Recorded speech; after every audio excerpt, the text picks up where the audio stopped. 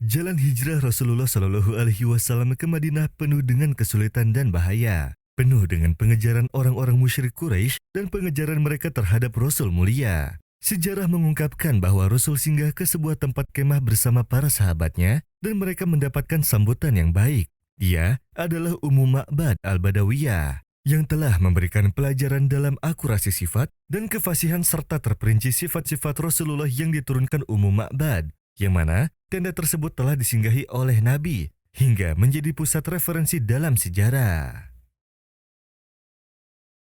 Dia adalah Atikah binti Khalid bin Hulaif bin Ka'ab bin Kuza'ah dan suaminya adalah sepupu pamannya Tamim bin Abdul Uzza al-Khuzai. Mereka terkenal dengan sebutan Ummu Ma'bad dan sebutan Abi Ma'bad.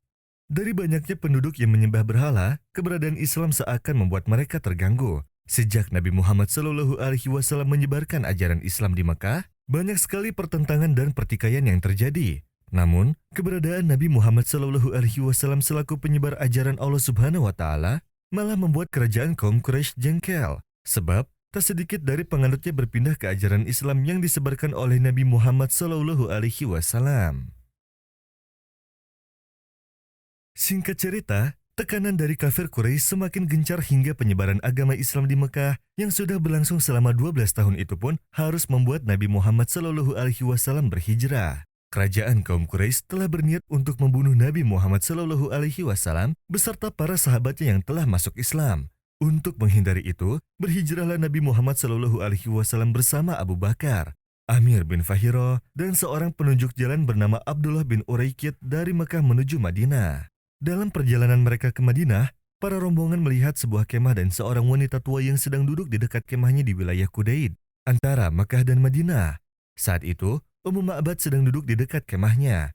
Lantaran perbekalan yang minim, rombongan Rasulullah pun singgah di kemah Ummu Ma'bad.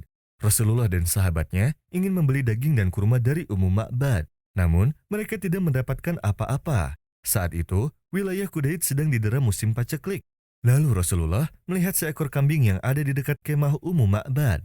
Rasulullah pun bertanya, "Kambing betina apa ini, wahai Ummu Ma'bad?" Ummu Ma'bad menjawab, "Kambing betina tua yang sudah ditinggalkan oleh kambing jantan." Rasulullah kembali bertanya, "Apakah ia masih mengeluarkan air susu?" Ummu Ma'bad menjawab, "Bahkan ia tidak mengandung air susu sama sekali." Lalu Rasulullah meminta izin, "Bolehkah aku memerah air susunya?" Ummu Ma'bad pun menjawab, "Jika engkau merasa bisa memerahnya, maka silahkan lakukan." Nabi Muhammad SAW pun mengambil kambing tersebut dan tangannya mengusap kantong susunya dengan menyebut nama Allah dan mendoakan Ummu Ma'bad pada kambingnya tersebut. Tiba-tiba, kambing itu membuka kedua kakinya dan keluarlah air susu dengan derasnya. Kemudian Rasulullah meminta sebuah wadah yang besar, lalu beliau memerasnya sehingga penuh. Beliau memberi minum kepada Ummu Ma'bad hingga ia puas. Lalu beliau memberi minum rombongannya hingga mereka pun puas. Setelah itu, beliau pun minum. Beliau kemudian memerah susu untuk kedua kalinya hingga wadah tersebut kembali penuh. Lalu susu itu ditinggalkan di tempat Ummu Ma'bad dan beliau pun membaiatnya. Setelah itu rombongan pun berlalu. Tak lama, datanglah suami Ummu Ma'bad dengan menggiring kambing yang kurus kering, berjalan sempoyongan karena lemahnya. Setelah melihat susu, ia bertanya keheranan, "Dari mana air susu ini, wahai Ummu Ma'bad? Padahal kambing ini sudah lama tidak hamil, dan kita pun tidak memiliki persediaan susu di rumah." Ummu Ma'bad menjawab, "Demi Allah, bukan karena itu semua. Sesungguhnya seseorang yang penuh berkah telah melewati rumah kita. Sifatnya begini dan begitu." Abu Ma'bad berkata, "Ceritakanlah kepadaku tentangnya, wahai Ummu Ma'bad." Ummu Ma'bad bertutur, "Aku melihat seorang yang rendah hati, wajahnya bersinar berkilauan, baik budi pekertinya dengan badannya yang tegap, indah dengan bentuk kepala yang pas sesuai bentuk tubuhnya. Ia adalah seorang yang berwajah sangat tampan, matanya elok, hitam dan lebar, dengan alis dan bulu mata lebat dan halus. Suaranya bergema indah berwibawa, panjang lehernya ideal, jenggotnya tumbuh tebal dan sangat kontras, lagi sesuai warna rambutnya yang rapi. Rata pinggiran-pinggirannya dengan jambangnya antara rambut dan jenggotnya bersambung rapi. Jika ia diam, nampaklah kewibawaannya. Jika ia berbicara, nampaklah kehebatannya. Jika dilihat dari kejauhan, ia adalah orang yang paling bagus dan berwibawa. Jika dilihat dari dekat, ia adalah orang yang paling tampan. Bicaranya gamblang, jelas, tidak banyak dan tidak pula sedikit. Nada bicaranya seperti untayan mutiara yang berguguran. Beliau berperawakan sedang, tidak tinggi dan tidak pula pendek. Ia bagaikan sebuah dahan di antara dua dahan. Di antara ketiga orang itu, penampilannya paling bagus dan kedudukannya paling tinggi. Ia memiliki banyak teman yang mengelilinginya. Jika ia berbicara, maka yang lain pun mendengarkannya. Jika ia memerintah, maka mereka segera melaksanakannya. Ia adalah orang yang ditaati, tidak cemberut dan bicaranya tidak sembarangan.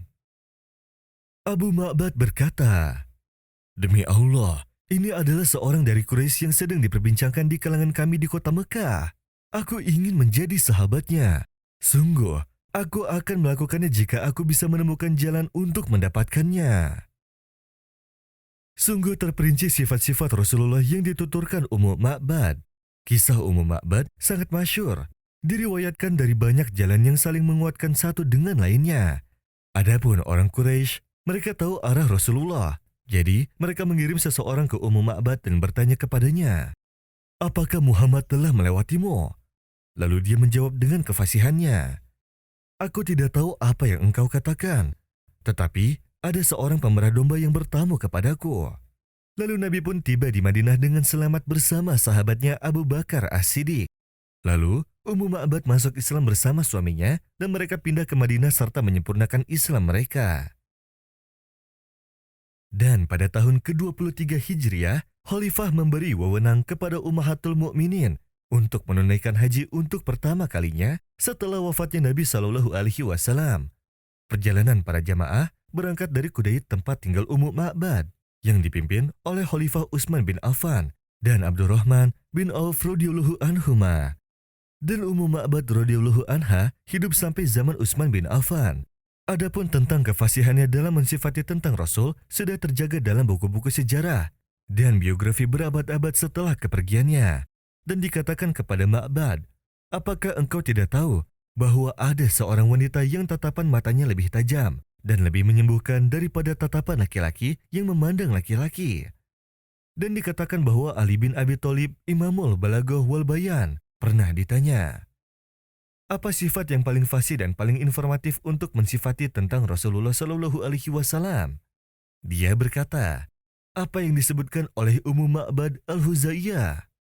Dan tidak mengherankan bahwa dia adalah Ummu Ma'bad, seorang wanita yang unggul di atas laki-laki dalam akurasi dan kehalusan mensifati tentang Nabi. Ia telah melihat karakter dan akhlak Rasul dalam mensifati beliau, yang mana belum pernah ada yang bisa membandingkannya dalam mensifati Rasulullah Shallallahu Alaihi Wasallam.